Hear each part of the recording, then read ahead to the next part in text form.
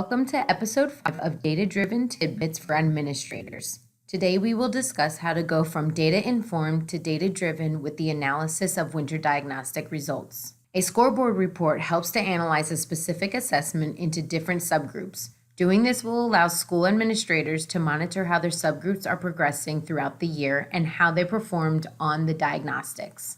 In the Student Item Analysis Report, we want to take a look at student achievement within each standard who met threshold of 50% or above. In order to do that, be sure to swatch out the below threshold box as displayed. Moving down the column, you can see at a quick glance which standards students are either deficient, meeting threshold, or above. Here we can determine any trends that we may see.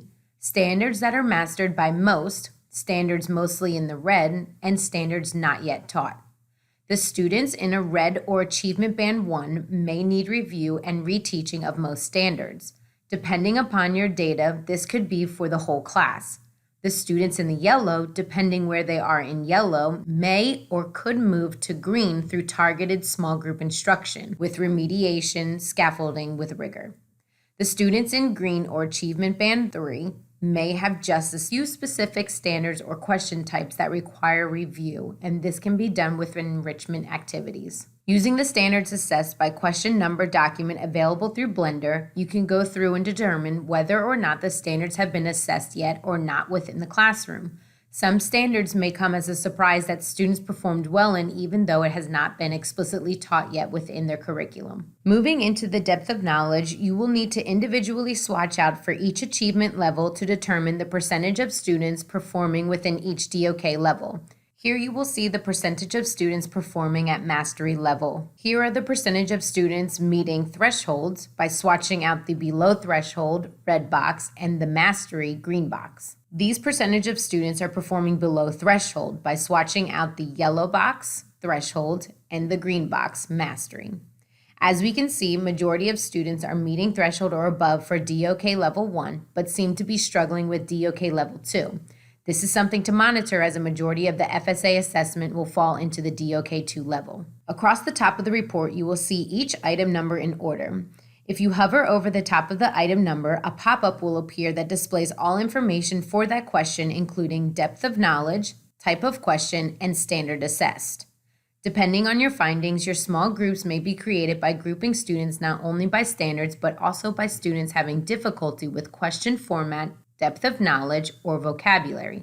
Whole group instruction for class overall weaknesses may revolve around weak standards, but remember to focus on DOK 2 and 3 questions or tasks, as you will probably find reflected in your data. Item analysis can be generated by teachers reviewing the visual electronic version of the question by clicking on the play button next to the question number as indicated in the image.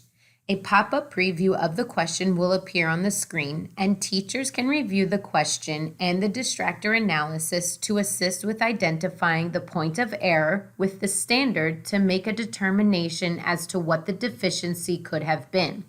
Selecting the icon next to the item number as displayed will open the item detail where you will see a graphical representation of student answers. Now that you have a better picture of your students' performance, now it's time to reflect. What is the standard or the format of the question or DOK level that students struggled with? Were there certain items that students struggled with more than others? Were there enough items per standards to make a real determination?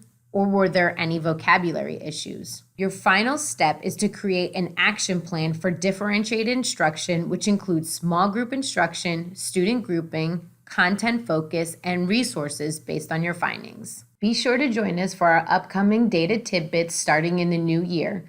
If you have any questions, you may reach out to your regional specialist, and they'll be more than happy to help you with analyzing your winter diagnostic data.